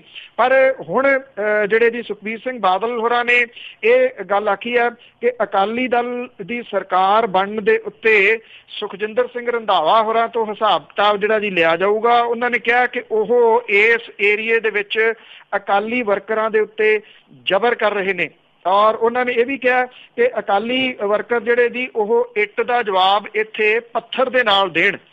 ਅਜਿਹੀ ਜਿਹੜੀ ਗੱਲ ਹੈ ਉਹ ਸੁਖਬੀਰ ਸਿੰਘ ਬਾਦਲ ਹੋਰਾਂ ਨੇ ਇਹਨਾਂ ਪਿੰਡਾਂ ਦੇ ਵਿੱਚ ਜਿਹੜੀ ਆ ਉਹ ਆਖੀ ਆ। ਤੇ ਜਿਹੜੇ ਪਿਛਲੇ 10 ਸਾਲਾਂ ਦੇ ਵਿੱਚ ਜ਼ਬਰ ਦੇ ਵਿੱਚ ਸ਼ਾਮਲ ਰਹੇ ਨੇ ਉਹ ਸਾਰੇ ਦੇ ਸਾਰੇ ਉਹਨਾਂ ਨੇ ਵੀ ਇੱਥੋਂ ਜ਼ਬਰ ਵਿਰੋਧੀ ਲਹਿਰ ਜਿਹੜੀ ਆ ਜੀ ਉਹ ਮਾਝੇ ਤੋਂ ਸ਼ੁਰੂ ਕੀਤੀ ਆ। ਅਸਲ ਦੇ ਵਿੱਚ ਇਹਦਾ ਰੀਜ਼ਨ ਜਿਹੜਾ ਜੀ ਗੁਰਦਾਸਪੁਰ ਦੀ ਆ ਰਹੀ ਲੋਕ ਸਭਾ ਦੀ ਜ਼ਿਮਨੀ ਚੋਣ ਹੈ ਕਿ ਕਿਸੇ ਤਰੀਕੇ ਦੇ ਨਾਲ ਉੱਥੇ ਅਕਾਲੀ ਵਰਕਰ ਜਿਹੜੇ ਨੇ ਜੀ ਉਹਨਾਂ ਨੂੰ ਫੇਰ ਦੁਬਾਰਾ ਨਾਲ ਖੜਿਆਂ ਕੀਤਾ ਜਾ ਸਕੇ। ਕਦੇ ਤਾਂ ਜਿਹੜਾ ਅਕਾਲੀ ਦਲ ਹੈ ਜੀ ਉਹ ਸਤਲੁਜ ਯਮੁਨਾ ਲਿੰਕ ਦੀ ਨਹਿਰ ਦੇ ਵਾਸਤੇ ਕੁਰਬਾਨੀ ਦੇਣ ਦੀ ਗੱਲ ਕਰਦਾ ਹੈ, ਕਦੇ ਉਹ ਪੱਗਾਂ ਦੀ ਜਿਹੜੀ ਹੈ ਜੀ ਉਹ ਗੱਲ ਕਰਦਾ ਹੈ, ਫਿਰ ਉਹ ਧਰਮ ਪ੍ਰਚਾਰ ਜਿਹੜਾ ਚੱਲ ਰਿਹਾ ਜੀ ਉਹਦੀ ਗੱਲ ਕਰਦਾ ਹੈ ਸ਼੍ਰੋਮਣੀ ਗੁਰਦੁਆਰਾ ਪ੍ਰਬੰਧਕ ਕਮੇਟੀ ਨੂੰ ਮੂਹਰੇ ਲਾ ਕੇ, ਭਾਵ ਕਿ ਕਿਸੇ ਸਾਈਡ ਤੋਂ ਕੋਈ ਮੁੱਦਾ ਮਿਲੇ ਜਿੱਥੇ ਪੈਰ ਧਰਾਵਾ ਹੋ ਸਕੇ ਤੇ ਅਕਾਲੀ ਦਲ ਜਿਹੜਾ ਜੀ ਉਹ ਜਿਹੜਾ ਉਹਦਾ ਖੁੱਸ ਗਿਆ ਵਕਾਰ ਹੈ ਕੰਪਲੀਟਲੀ ਪਿੰਡਾਂ ਦੇ ਵਿੱਚੋਂ ਉਹਨੂੰ ਮੁੜ ਕੇ ਹਾਸਲ ਕਰ ਸਕੇ। ਇਹ ਐਕਚੁਅਲੀ ਖੁੱਸਿਆ ਹੋਇਆ ਜਿਹੜਾ ਵਕਾਰ ਹੈ ਜੀ ਉਹਨੂੰ ਲੱਭਣ ਦੇ ਵਾਸਤੇ ਮੁੱਦੇ ਦੀ ਭਾਲ ਹੈ ਜੀ। ਜ਼ਬਰ ਵਗੈਰਾ ਤਾਂ ਜਿੰਨਾ ਕੁ ਹੈਗਾ ਇਹਦੇ ਪਿੱਛੇ ਉਹ ਪਤਾ ਹੀ ਸਭ ਨੂੰ ਜੀ। ਬਹੁਤ ਬਹੁਤ ਧੰਨਵਾਦ ਬਲਤੇਜ ਪੰਨੂ ਜੀ ਤੁਹਾਡਾ। ਬਹੁਤ ਮਿਹਰਬਾਨੀ ਜੀ, ਧੰਨਵਾਦ ਜੀ, ਸਤਿ ਸ਼੍ਰੀ ਅਕਾਲ ਜੀ। ਸਰੋਤੇ ਇਹ ਸਨ ਬਲਤੇਜ ਪੰਨੂ ਜੀ ਜੋ ਸਾਡੇ ਨਾਲ ਜੁੜਦੇ ਨੇ, ਕਰਦੇ ਨੇ ਖਬਰਾਂ। ਹੁਣ ਇਸੇ ਦੇ ਨਾਲ ਅੱਜ ਦਾ ਬੁਲਟਨ ਇੱਥੇ ਹੀ ਸਮਾਪਤ। ਹੁਣ ਬਲਵਿੰਦਰ ਕੌਰ ਵੱਲੋਂ ਆਪ ਸਭ ਨੂੰ ਪਿਆਰ ਭਰੀ ਸਤਿ ਸ਼੍ਰੀ ਅਕਾਲ।